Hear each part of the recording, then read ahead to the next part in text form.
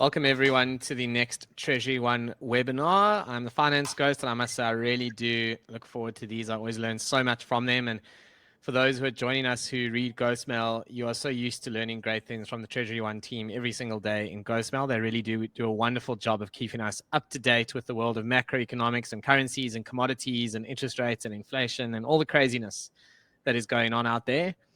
Richard, Andre, it's lovely to have you guys doing this for us. Thank you so much. I'm going to hand over now to the smart guys who can help us understand what's actually going on out there. And then at the end, we'll do a nice little Q&A session. In the meantime, feel free to type in your questions as we go. And yeah, looking forward to a vibrant chat at the end. Thanks, guys. Over to you. Thanks for the intro, Finance Ghost. Yes, everybody, welcome to the webinar.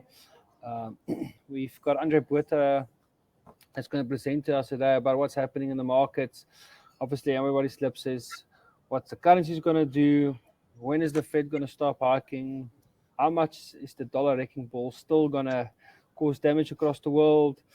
Obviously, Bank of England has done some pivots, printed money, stopped printing money, given ultimatums to the pension funds.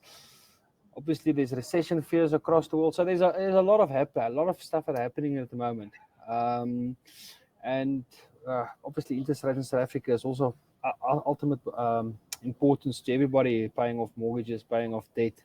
So yeah, without further ado, I'm going to hand over to Andre to present to us. Like Finance Ghost said, if you've got any questions on the side here is a question box, so start typing them. We'll do the quick question and answer sessions afterwards. So the presentation is going to be around 20 minutes, and then we're going to leave about 20 minutes for quick Q&A so everybody can get back to work and focus on what they need to do. So Andre, over to you. Tell us what's going on around the world. Thank you, Richard. I'll try my best to, in a short amount of time, say exactly what we think is happening in the world. So as you can see, I'll start off today with, or the presentation with, the major themes for the week or the month, as it were: inflation, recession, and the US dollar. So first off, let's look at what the landscape currently is. What's happening in the market? What I normally do is I take a funnel effect. I take a broad scope, what's happening in the world, and then I funnel it down to what's happening in South Africa. And everything that's a macro environment, or the top half of the funnel, that also impacts South Africa, and the bottom half is what funnels through South Africa and what are our own unique set of circumstances. So first off is the geopolitics. Everybody has seen that the war in the Ukraine has started off with fervor again. What will that do to risk sentiment? At the moment, it's not doing risk sentiment any favors. People are running to safe havens, which is the dollar, and another boost shot in the arm for the dollar. This is also most likely going to result in an oil price shock, one we had already. We were looking nicely at $85 per barrel, and then OPEC cut supply, and then we went back all the way down, all the way up to $100 per barrel again. As we've seen in the past couple of months, we've got runaway inflation in major centers and major countries, and the central banks are hiking aggressively to beat down the inflation monster. They are getting bigger sticks and bigger sticks every time that inflation prints a little bit higher. This has also started with overinflated asset prices. As you can see, stock markets are well overpriced, and we've seen Hong Kong being one of the first stock markets that has wiped out about 13 years worth of gains in the last couple of weeks. And then we take that funnel down a bit into more South African sense. We've got a poorly run government. You see the state of state capture, SOEs, and that has spilled into infrastructural deficiencies like Eskom, Transnet, and the list goes on. I'm not going to bore you with that detail. You guys have been reading the news quite a lot in the last couple of weeks, so you know all about that. So first off, let's start off what's our bread and butter, the rand, just to see where's the value in the rand at the moment. If you look at the graph, it's quite easy to see. We've got that red line that we say is the adjusted fair value. As you can see, I don't know whether this is by self-fulfilling prophecy, but the rand normally moves down or goes back, reverts back to the adjusted fair value. And you can see the two spikes that are prominent are where the rand is at a heightened state of undervaluation. We are currently in a third spike, if you want to call it that. And this is a great opportunity for exporters to start looking at hedges for next year. If you've got dollars to sell some spot, look at some interesting stuff for next year.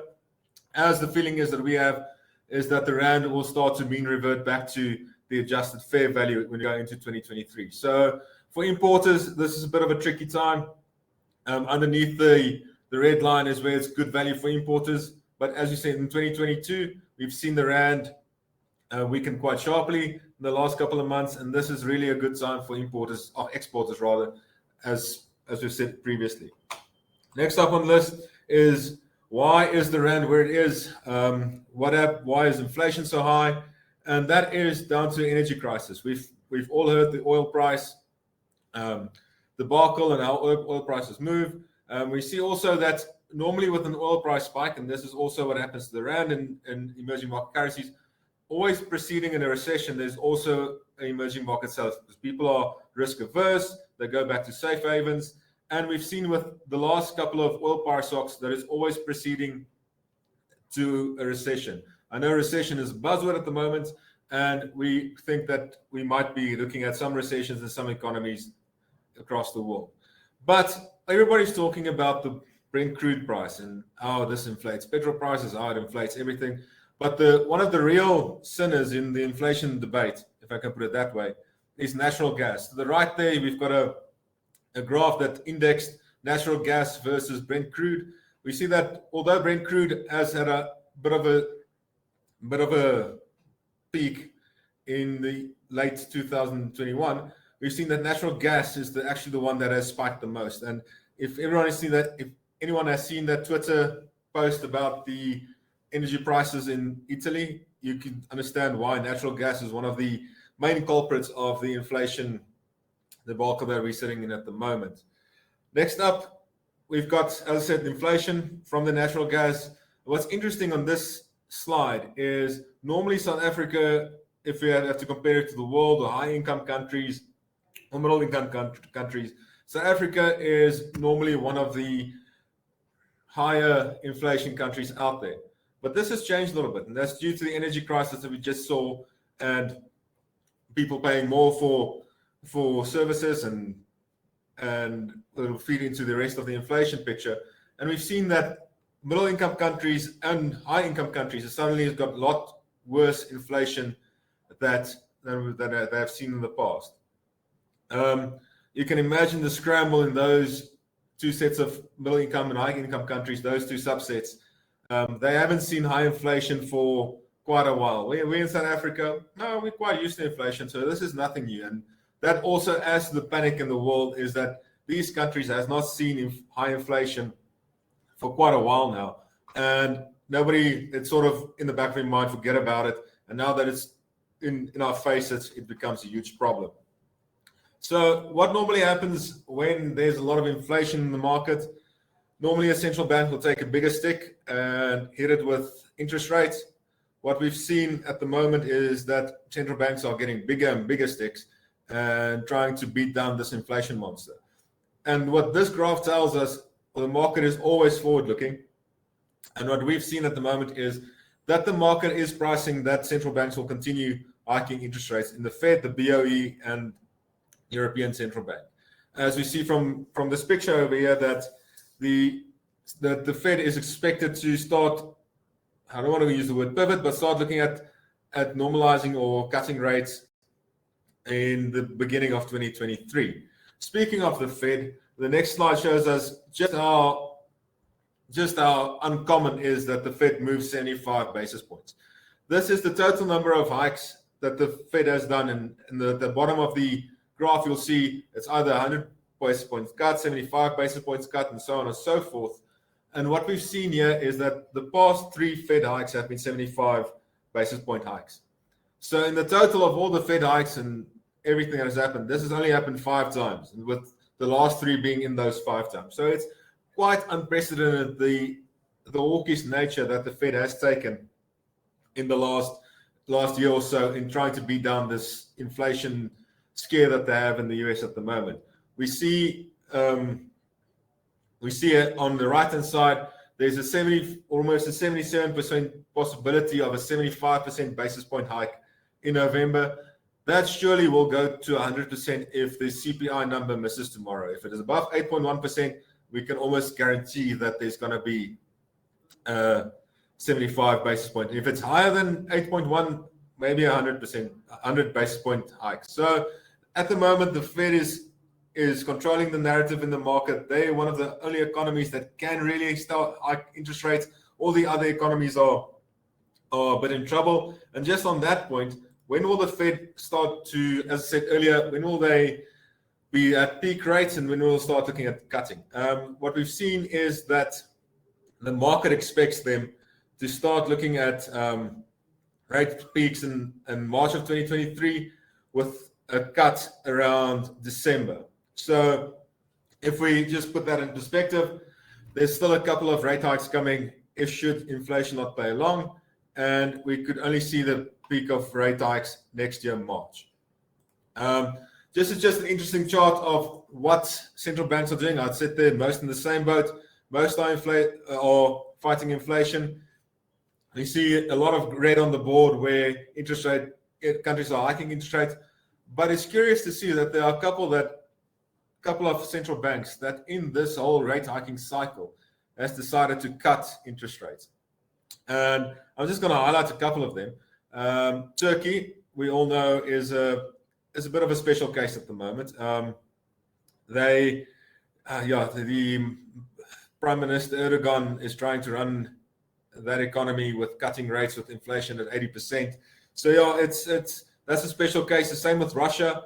Russia has got a strong Russian ruble, and that's just due to President Vladimir Putin expecting everybody to pay in rubles for everything out of Russia. So they've got a strong ruble. They don't have to hike rates as aggressively as everybody else. So they cut rates. China has also got its own set of problems, and why they are cutting rates.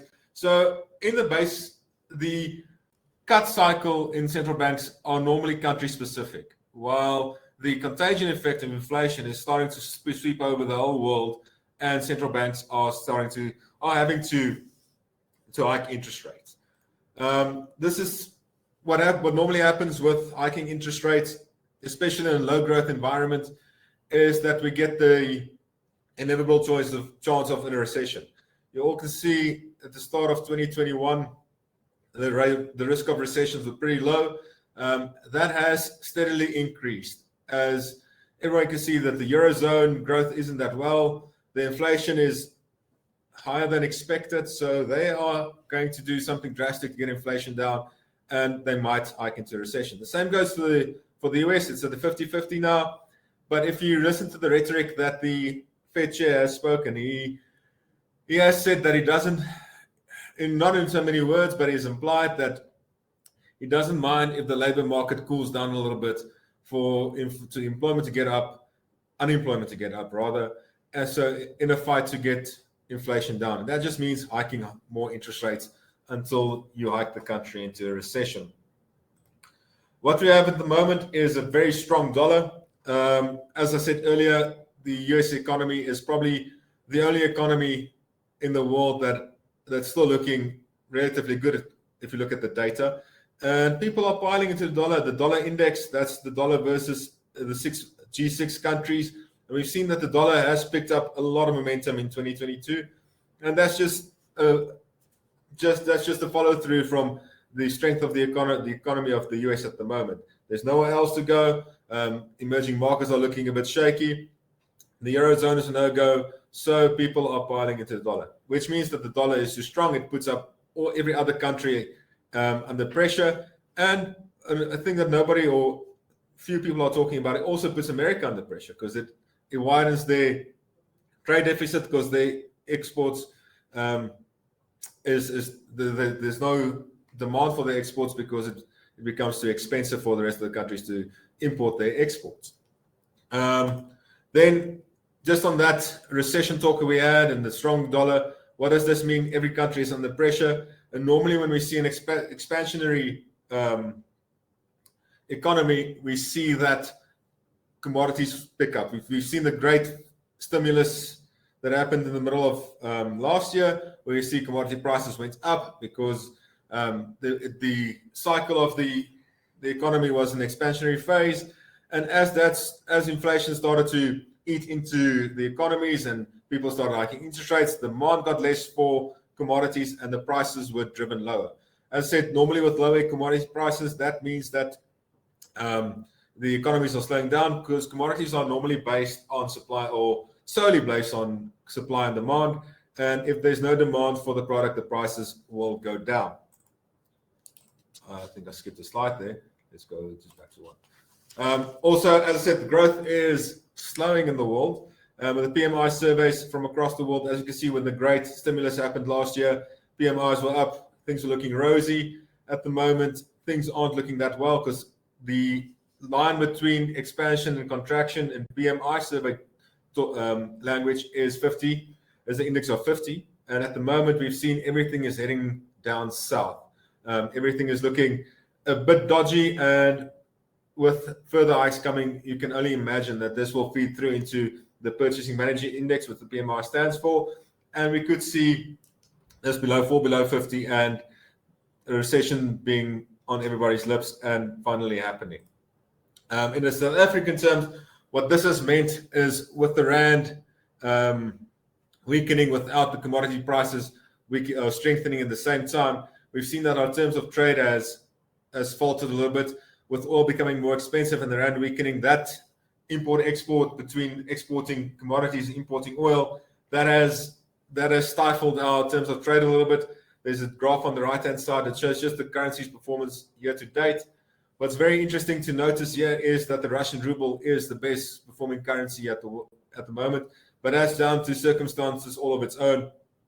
I think once everything opens up again, that won't be the case anymore. As I said, as I alluded to earlier on, the cost of importing oil becomes just more and more with the stronger dollar and with the oil price rising. As you can see, everything was sort of fairly in line up until April last year, April this year rather, when the invasions happened of the Ukraine, and everything diverged from that point of view. And it's easy for us to see why the rand or the petrol price went as far up as it did, just because of the cost of oil importing into South Africa has become relatively expensive regarding to where the oil price sits at the moment. What this has done, apart from our terms of trade, it has also collapsed our current account. The gap between imports and exports are closing very rapidly. Should we go into current account deficit, that will mean that we're running twin deficits with the budget and the current account, which again plays further pressure on the rand. And with commodity prices not being as high as it was a year ago, and oil being more expensive, that has caused our current account to close. So we just need to watch that carefully. If our current account goes into a deficit, we could see some further strain on the rand. We know all about state capture, as I said earlier on, with the little funnel that goes down into just South African specific. We've known there's a lot of stuff out there we've all read about, but this is an interesting graph just to show what our electricity generation is divided by GDP. You can see from 1995 to 2005, there was a build-up, rising energy intensity, there was industrialization in the country.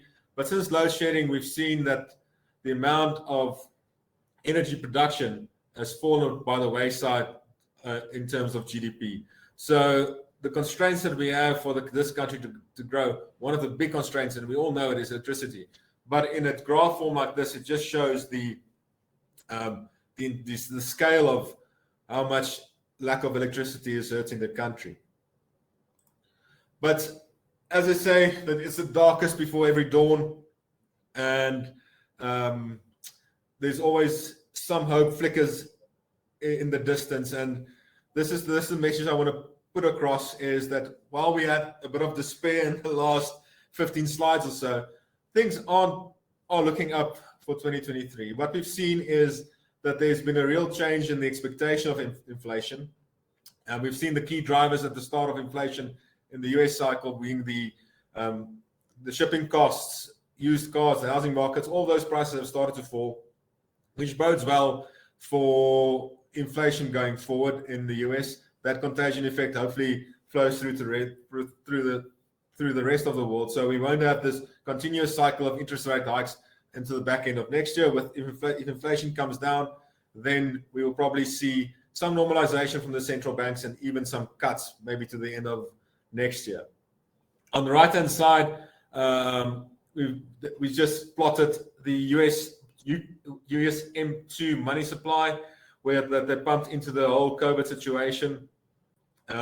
If you've got your economics handbook, you know that if M2 money supply expands, that normally brings inflation with it because there's more money in the system and people can charge a little bit more, so it creates its own inflation. Once you withdraw M2 or withdraw money from a system, then you could see that inflation starts to weaken again or to come back from its highs. And we've seen that correlation is quite strong between the two, and we've seen with America doing QT, we've seen that there's a turning point in inflation, and we expect that to be the trend going forward, that with QT, that inflation will go down.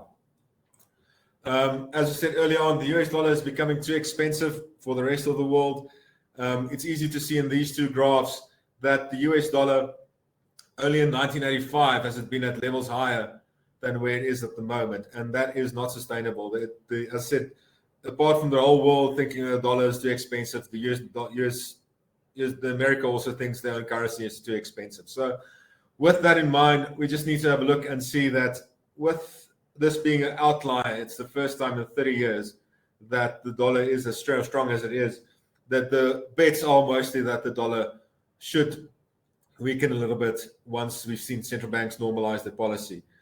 In Rand terms, we've seen that the Rand is also a lot more undervalued than and especially against the dollar, where the strong dollar is hampering any movement of the Rand to go stronger.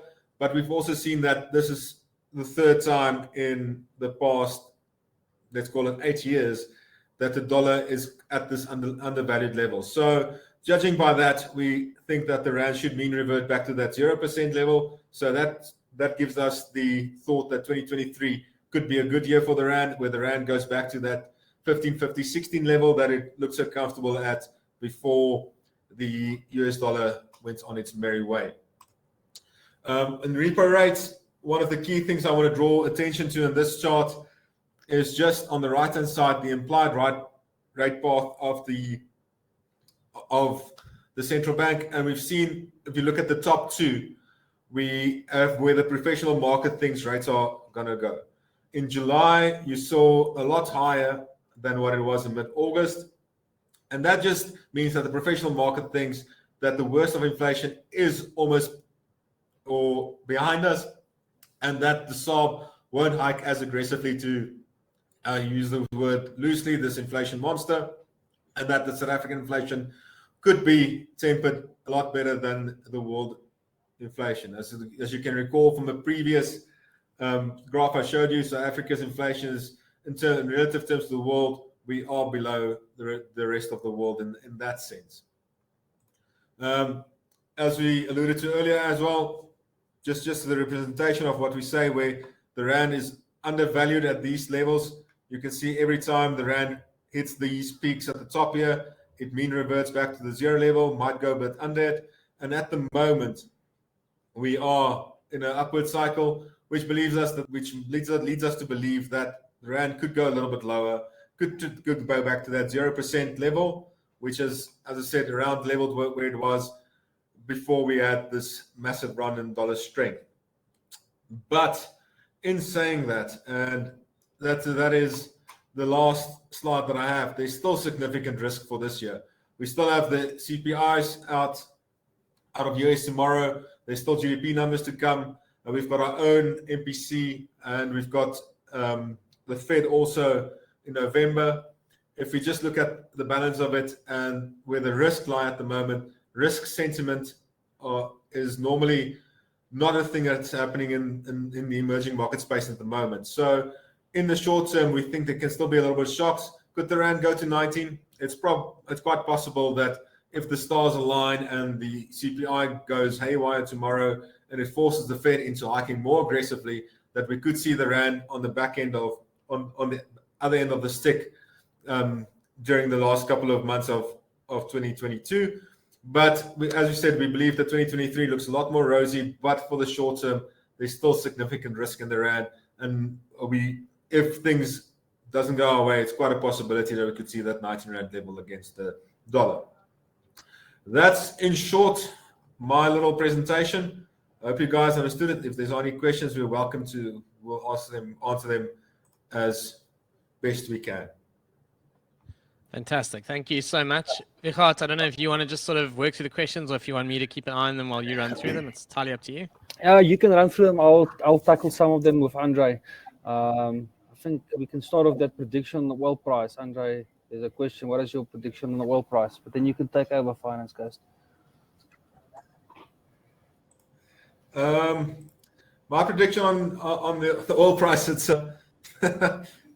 it's also it's a tough one. I mean, you've got the open cuts at the moment, and my personal opinion was that oil will probably go back above $100 per barrel, but that's not the case. So I think if we go into a recession, and major economies goes into a recession, I think that demand will fall away for oil, and that will probably let oil go down in the next 6 months or so.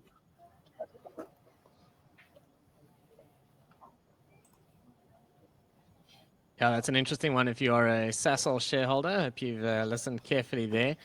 Andre, just while we get the screens right there, there's a question there from Kerry just on when you envisage the dollar reversing. I think you handled some of that in the beginning of the webinar, but it's always good to just touch on it because there's always a lot of charts and numbers flying around. So I think it's worth just answering that question outright. What's your view on that? Yeah, so I'll tackle that one. So, as I said, sorry. No, like I said, I just want to say. So, like Andre said, is that we're expecting the dollar to we need the Fed to sort of say we're going to stop hiking now.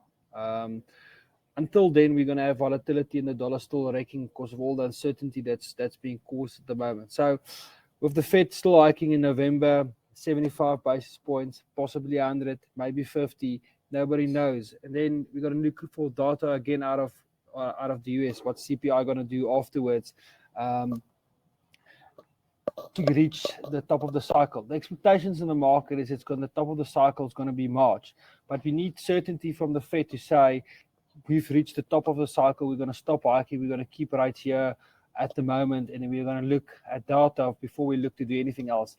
I think that's the turning point that we're going to start seeing the dollar reverse as soon as we get that certainty. As long as all the uncertainty is there, which we expect will last for the next quarter, we still think the dollar will remain key. Andre, anything you want to add to that, or you happy we move on? Yeah, no, everything on the dollar at the moment, as charts indicated, the dollar is stretched at the moment, but we need that one thing from the Fed to really let this sink into the market. I agree with Richard. The Fed is the key to the dollar at the moment. Okay, fantastic. Let's look at the next one there. So, a South African question from Robert, and that is, what are your thoughts on the impact of on the rand if South Africa does get grey listed next year? I'll start off that one as well. So there's an article out this morning as well that there's about call it a 90% chance we are going to get grey listed. So I think it's more about a 100% chance we got grey listed. So the figures, the impact on the rand is so a lot of the trade of the rand that occurs, about 65 to 7% of trade in the currency market, doesn't even happen in the South African space. It happens in the offshore space, in the London market, in the New York market. So for a big portion of the trade happens in the offshore market. So I don't think it will have an impact on those markets. The guys that run hedge funds in South Africa, there will probably be more scrutiny on it, probably on ESG funds. ESG is a term that it's probably going to go, it's a very fashionable term at the moment, probably going to go out of fashion 5 years down the line, in my humble opinion. But I don't think it will have too much of an impact. I think it's well telegraphed. Everybody knows it. I think A lot of it's been priced into the currency at the moment. And I think that's why the fair value of the rand is probably not 14.50, but more 16, because all of this grey listing will happen. As soon as it's announced, I think there'll be, like in everything, a little bit of a knee-jerk reaction before everybody realizes. It just places a lot of extra scrutiny and a lot of extra compliance work on it, but it doesn't deal you a death blow, in our opinion.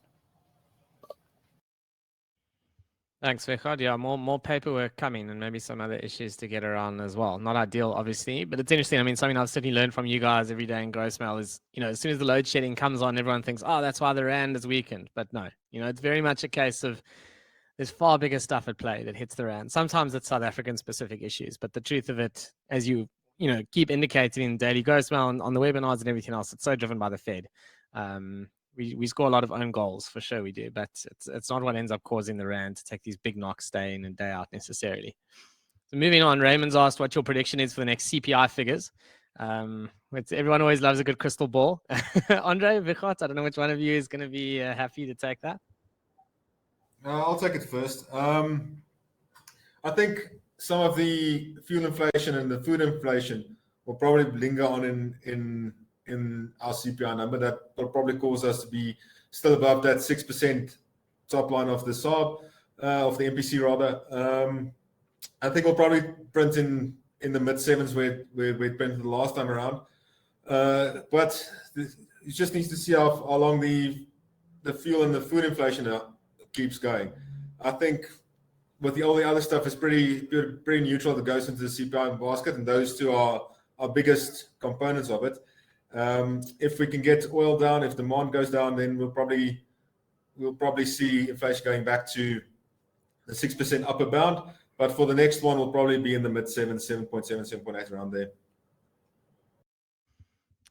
Okay, there we go. Then there's a question there's actually two questions now from Gerald, but we'll start with the first one. So the first one was just thoughts on the US labor market that seems to remain quite robust. Savings rates has come down, but there's still a lot of Americans with above average cash flush accounts. And then he makes a comment there, inflation not stopping anytime soon. So I guess just any comments on the state of that US labor market and the amount of cash the average American has right now. I'll tackle the labor market question. One thing you have to remember about the non-farm payroll number, it's a lagging indicator. I saw a tweet yesterday that more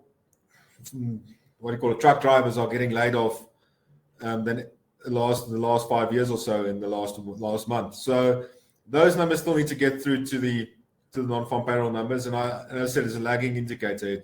It shows the rosiest of pictures of the economy before the trouble starts. So I think there's some pain on the way in the US, and as the lagging, or the fact that non-farms is a lagging indicator, only could only be there for such a while. But as I say, I think the pain is really on the way in terms of the labor market. That's about. I think it's fool's gold, the last non-farm payroll number. Interesting. Yeah, to add on. Sorry, Vichard, to add on to the inflation number. So I hear inflation not stopping soon. So inflation probably won't print back to the 2% number that they're expecting in the US and that they're targeting in the US. I do agree with that comment. Yeah. So, but the thing is, the base effect that's going to come through is going to start coming through. So the cure for high prices is high prices, they always say. So a lot of the prices is at a certain base effect, and it can't double digit, continues to grow. So food inflation, energy inflation, it's already turned. Oil price was back around $120 a barrel 3 or 4 months ago. Now we're back at $95. We were just down at 85 previously. So that turn in energy will start to come through as well. Then all the pass-ons from the food inflation will also start to stop as well.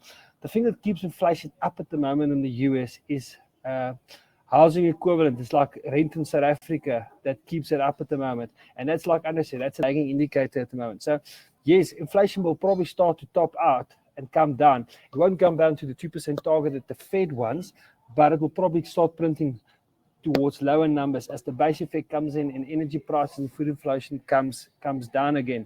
And then, like the next comment, I'll share some comment on from goods to services. Yes, obviously the services will then continue to rise. So as I say, so inflation will probably continue to be high, but it will be higher from a higher base, but it will become slow. Your month-on-month increase and year-on-year increases will start to come down. Will still increase, but at a slower pace, and eventually it will come back, we think, in the beginning of 2024 to the 2% pivot that the Fed requires. Awesome, thank you. So there's a question there: how can retail investors position themselves to profit from the reversion to the mean of the dollar index? Look, I'll make one comment on that. I mean, and then maybe there's some forex trading advice coming. Advice, hashtag not advice, from Andre and Vichot. Certainly what I can say from an equities perspective, the great frustration in South Africa is that when US stocks are weak, so is the rand. So you look at it and you go, there's a few stocks you may want to load up on in the US, but you've got to take your money out at 18 rand to the dollar. And, if you're going to measure your wealth creation journey in rand, if you're planning to stay in South Africa, then the reality is it may be true that stock starts to rise, but the dollar then starts to weaken. And so net, it's really not as exciting as it looks. So one of the things I always say to people is try and decouple, if you can, the currency decision from the equities allocation decision. Like if you can get your money out when the rand is relatively strong and have the patience and the discipline to then wait for the right opportunities in the equity market, that can actually be quite a good strategy, but it's hard. You're trying to time two things, and timing one is hard enough. But that's one of the things to think about. It's just, I think, be careful of sort of racing out with the rand very weak to go and climb into US stocks. It is tricky and risky. And then Vichot, Andre, do you want to comment on anything from a forex perspective or similar? No, I think you've tackled it. It's more about an investment decision than to do the currency play. It's always so difficult. If I wouldn't be trying to manage currency risk on a daily basis if I knew where the currency were supposed to go. I would be probably sipping cocktails in the Bahamas on my 500-foot yacht at this stage. But yeah, so a lot of guys, how do you position yourself from the version of the dollar index is you got to sit and wait for the market to time it if you want to buy dollars. A lot about timing. There's hedging instruments out there for corporates, but not really for the retail investor. So, you got to make a decision about, do I invest or do I not invest, and then just from a timing perspective, try and time your entry into the market. Brilliant. There aren't any other questions at the moment, so unless anything comes through literally right now, I think it's time to probably call this a day. It's almost been 40 minutes. Vichot, Andre, any closing thoughts from your side, and then we'll just wrap it up? No, I just want to say thanks for hosting the webinar and for us to present to everybody out there.